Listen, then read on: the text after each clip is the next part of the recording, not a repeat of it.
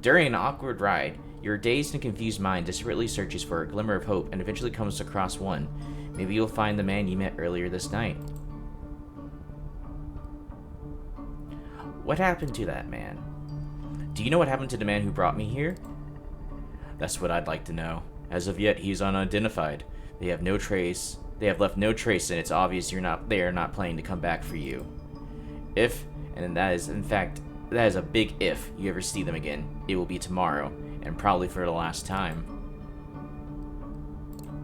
What do you mean for the last time? His face is inscrutable. I said what I said. All I can add for now is tomorrow is a big night for you.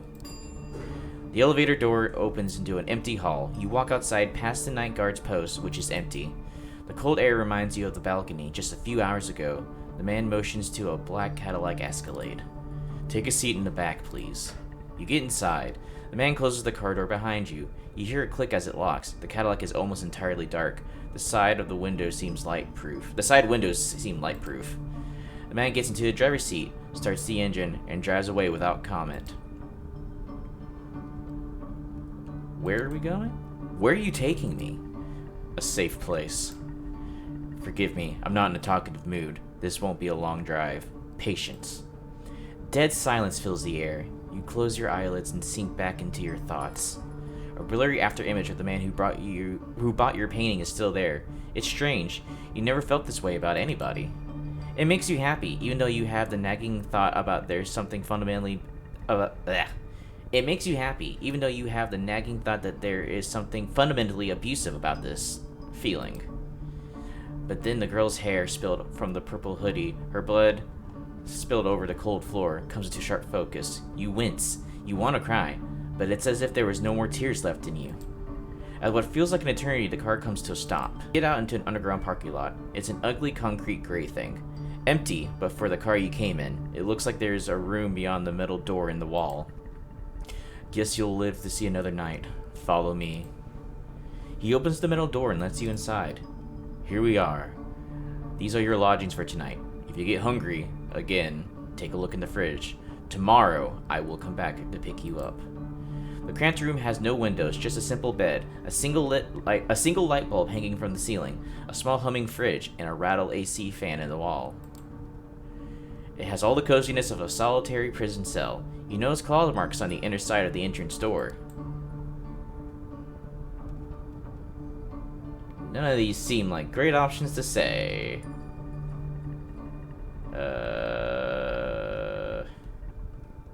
Yeah, none of these seem great, but... Let's see. I can't feel myself breathing. I can't sense my heartbeat. I need to go to a hospital, man. You're gonna be fine. Listen, normally I'd lose my nerve right about now and things would get nasty, but I get it. You're scared. You don't understand what's happened. Trust me, you will learn more tomorrow. But now, I need you to rest. And you need to rest. And you need you to rest. He gestures inside the room. Finding no more willpower to resist, you step inside. The stranger nods contently. Good night. He locks the door behind you. It looks very secure and sturdy. You open the fridge. There's a single plastic bag in there, filled with red liquid, unlabeled. Tomato soup?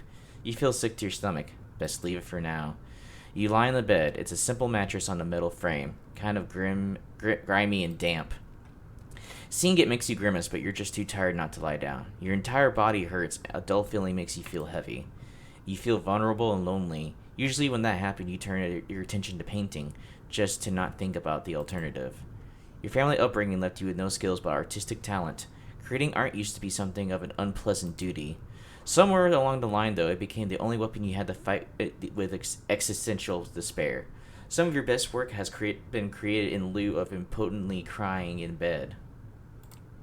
Hell, you're pretty sure if a few of those pieces had your tears mixed in with the paint, like that painting that led your whole night to this. You look back at your life, and it starts looking like a downward spiral. You are so tired. Your body tenses up, and before you know it, you drift away into oblivion. You wake up. That in itself is a surprise. You barely remember when you drifted off. It didn't quite feel like sleep, more like plummeting into an endless void. You imagine that's how death feels like. The room is unchanged. The lamp is still on. The AC is still rattling. The refrigerator is still humming. You take a look at your watch. It's almost 9 p.m. You slept for 17 hours straight. Maybe you died. Your breath is gone, and you feel no thumping in your chest. Does that qualify as dead if you're still unconscious? If you're still conscious? You're not sure about that, but you are certain about one thing. You are hungry. It's not your stomach rumbling, though. It's a need that starts somewhere in your abdomen and spreads to your chest, throat, and the back of the head. You open the fridge.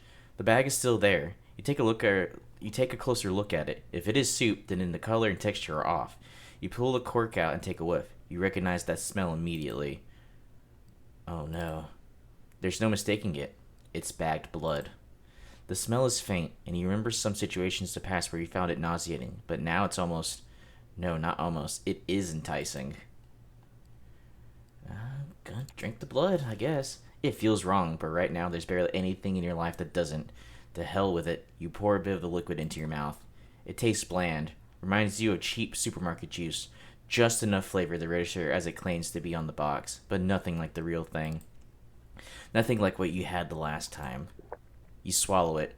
Somehow you don't feel sick. In a weird messed up way, you can't help but think it feels nourishing. You take a few more sips, and then just another. You suck on the bag a little more. Eventually you find that you've emptied it entirely. You look into the info pressed onto the side of the bag. 450 milliliters of it. Even with its blandness, you still feel like having more. You realize your body longs for that intoxicating high you felt when an image of that corpse crosses your mind, causing you to wince. What have you become? You try to piece your thoughts together, make sense of it all, when you hear the lock click and the door open. Standing there is a well-dressed stranger you met yesterday.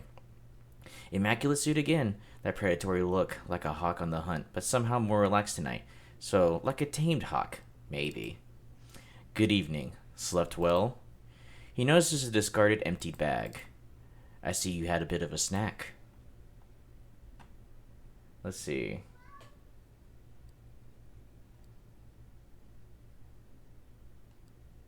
I guess we'll ask the obvious question. Was that really? Type RH. O positive.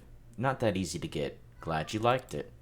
Come on, we've got places to be. Car is humming in the empty parking lot just outside the door of the cramped room you had spent the day in. The man motions to it, politely, but with a stern look on his face. Okay, lead the way. After you. You take the back seat again. The door is locked. The stranger takes the wheel and starts the car.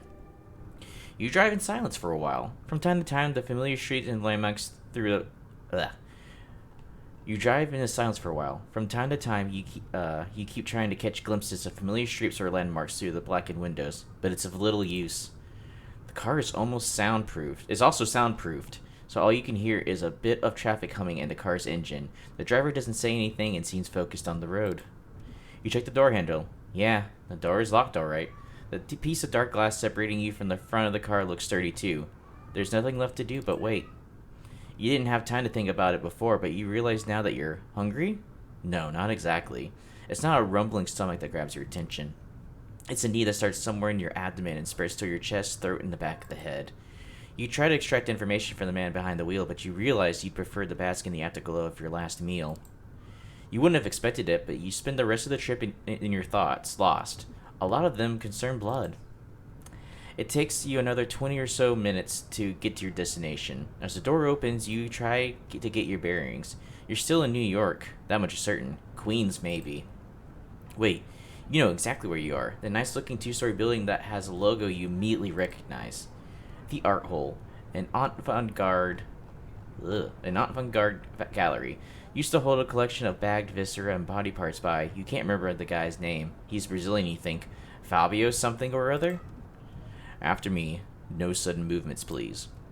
You've never been inside. Not quite your style, but the place has quite the cult following. You keep racking your brain for a few more facts, hoping that they'll help you with whatever you got yourself into. Two large men in suits flank the door to the gallery on both sides. They give your companion a nod as you approach. Prompted by the stranger who guides you, you walk inside.